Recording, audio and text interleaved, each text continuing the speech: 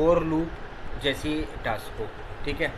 अभी जो break and continue का जो टास्क है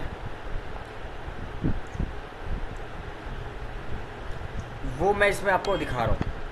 अब देखो, अभी मैंने एक टास्क लिखा हुआ है फोर लूप के अंदर, लेकिन फोर लूप समझाऊंगा कि अभी फोर लूप क्या होता है, ठीक है। लेकिन ब्रेक एंड कंटिन्यू थोड़ा सा समझ लो, और इफ एल्स भी हम लोग समझेंगे कि इसके अंदर इफ एल्स की कंडीशन किस तरीके से परफॉर्म करनी है, ठीक है।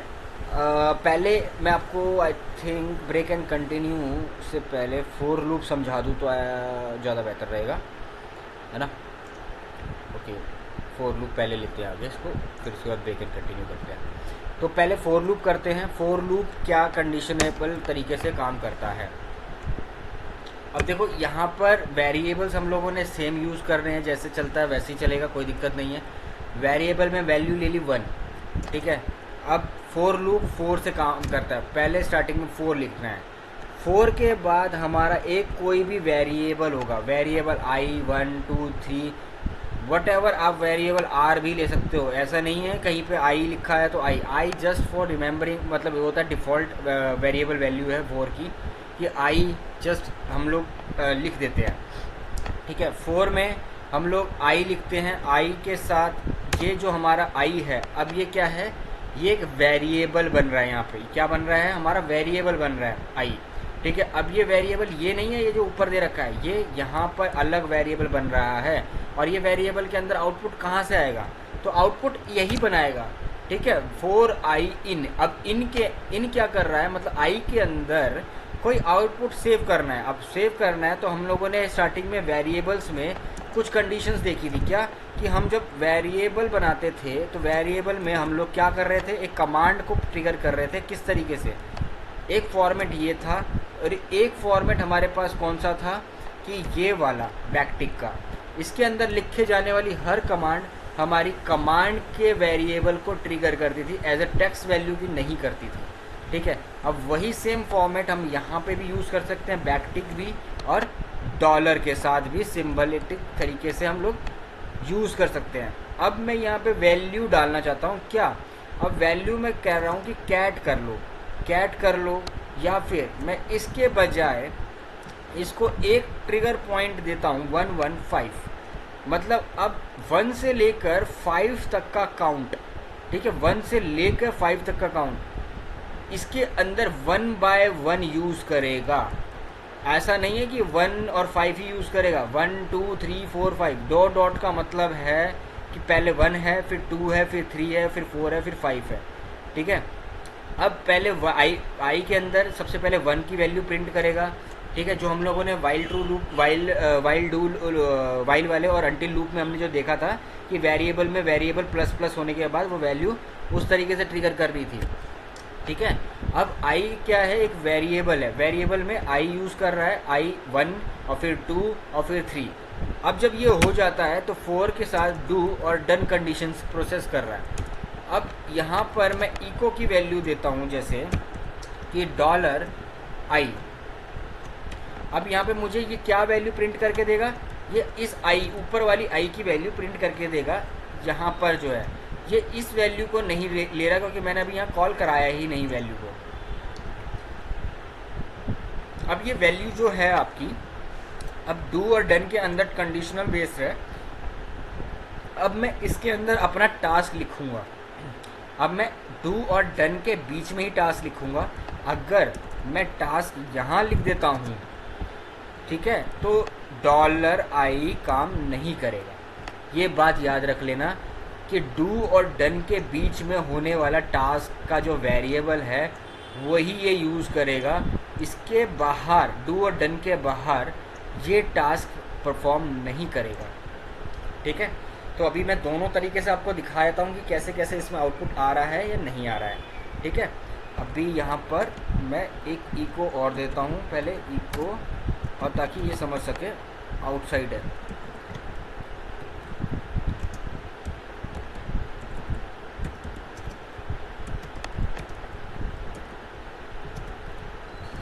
आउटसाइड द बॉक्स, ठीक है। ये वाला हमारा आउटसाइड द डू डन के जो बॉक्स है उसके आउटसाइड में है, और अब ये इनसाइड द बॉक्स है, यहाँ पे मैं लिख देता हूँ इको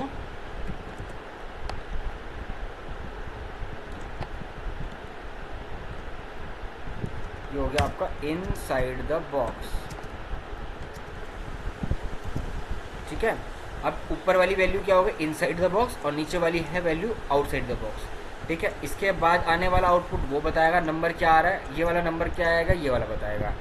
लेकिन अब एक बात याद रखना कि बैश स्क्रिप्ट के अंदर कभी भी कोई कंडीशंस आप देते हो तो लाइन बाय लाइन चलती है वो। ठीक है, लाइन बाय लाइन चलती है कि जब तक ये टास्क ख़त्म नहीं हो जाता अगला टास्क परफॉर्म नहीं होगा।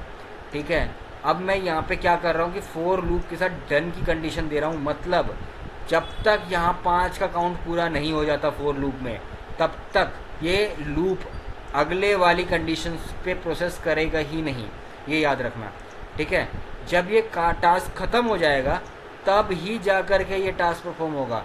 बैश स्क्रिप्ट में जो टास्क परफॉर्म होते हैं 1 बाय 1 ही होते हैं। पहले ऊपर वाली लाइन ट्रिगर होगी, फिर नीचे वाली लाइन ट्रिगर होगी, फिर ऊपर वाली लाइन ट्रिगर होगी, फिर नीचे वाली लाइन ट्रिगर होगी। अगर ऊपर वाली लाइन में आपका कोई भी एरर एंड इश्यूज हैं तो नीचे वाला टास्क रन होगा ही नहीं। ऐसा भी नहीं कर सकता आपको ही कि आप लोग इसके अंदर मल्टीपल कंडीशंस दे रहे हो और ऐसा करना चाहते हो कि आप पहले वाली टास्क परफॉर्म हो जाए और उसके बाद पहले वाले में एरर आ जाए, और एरर आने के बाद आप लोग सेकंड वाला टास्क चाहते हो कि रन हो जाना चाहिए। ऐसा नहीं होना चाहिए कि नहीं हो, ऐसा नहीं है।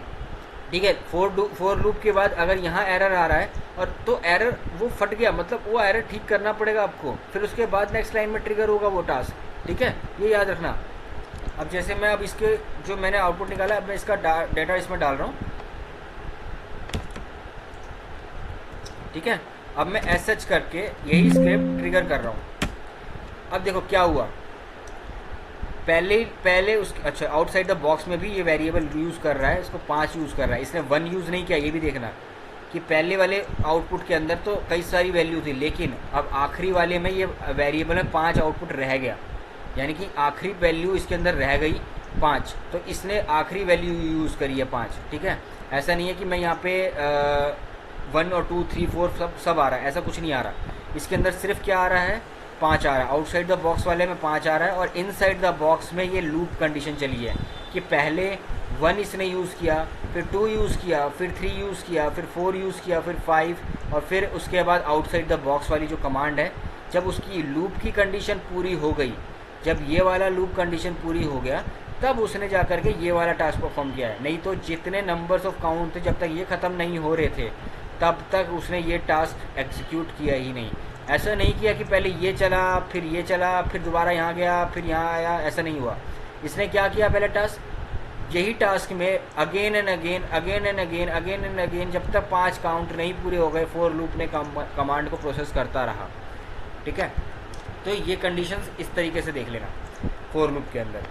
फोर लूप ज़्यादा कुछ नहीं है, बस यही है। अब इसके अंदर आप कंडीशनल बेस्ड चीज़ें खेल सकते हो, जैसे कि फोर लूप में अब मैं यहाँ पे कमांड बेस देखना चाहता हूँ, यहाँ पे मैं वैल्यू देना चाहता हूँ, कैट देना चाहता हूँ। जैसे कैट की वैल्यू मैं कर रहा हूँ, कैट मैं करना चाहता हूँ, कोई फाइल मैं बनाना चाहता हूँ। मान लो मेरे पास कोई एक आईपी की लिस्ट है, मैंने अब क्या किया, एक नंबर, जैसे मैंने यहाँ नंबर दिए थे यहाँ पे, अब मैं यही नंबर एक फाइल में डाल रहा हूँ, किस में, जैसे कि ls-l बनाता हूँ। एक लाइन कहाँ से बन गई, रिमूव करते हैं 1 मिनट। और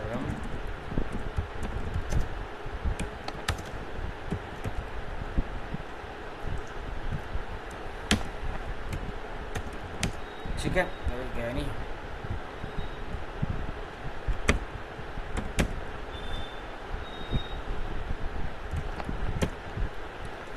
ठीक है, अब चला गया।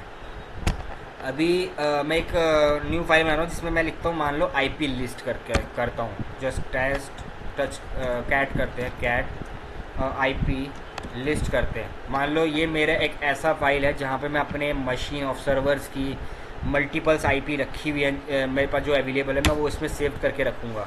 ठीक है, क्या कह रहा है, सॉरी कैट में पेन लगाना भूल गया। अब मैं ये हो गया, अब मैं लेकिन इसमें आईपी लिख नहीं रहा हूँ, जस्ट नंबर्स काउंट लिख रहा हूँ। तो लिख देता हूँ, चलो 192.168.1.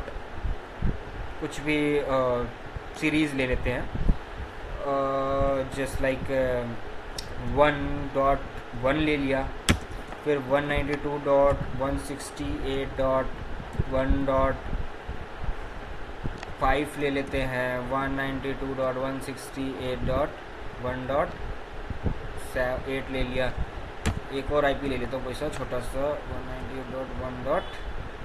इसका खुद का आईपी ले लेता हूँ 17.132।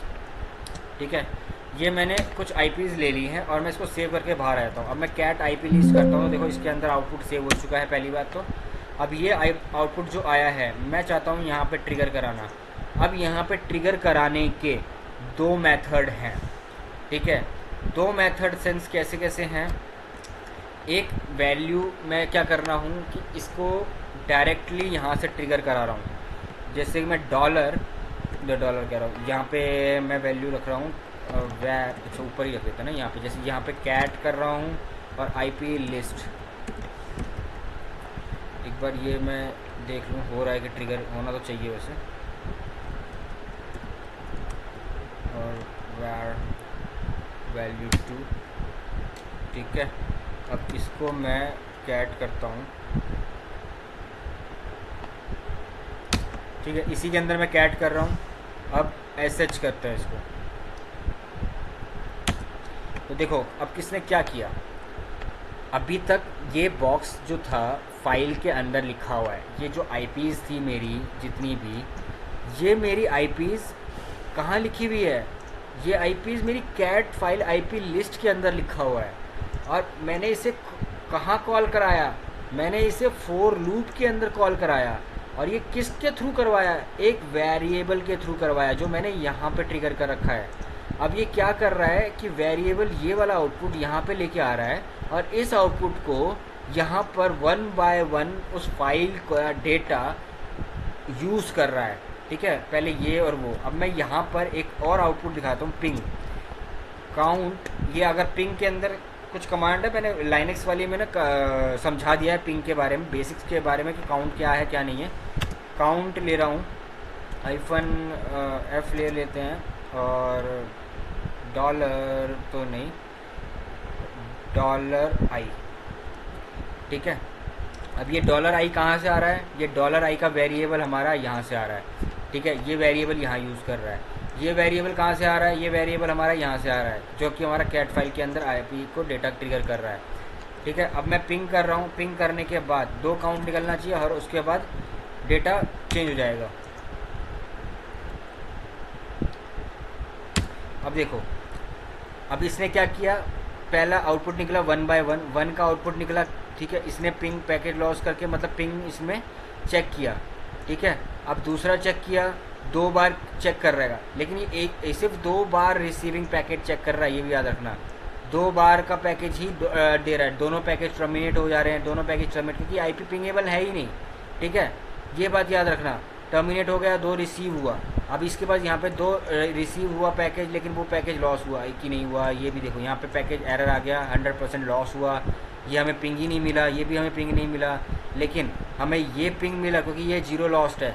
ठीक है, इस तरीके से आप अपने कमांड फॉर लूप के अंदर दे के अपने आप को इसका डेटा ट्रिगर करा सकते हो।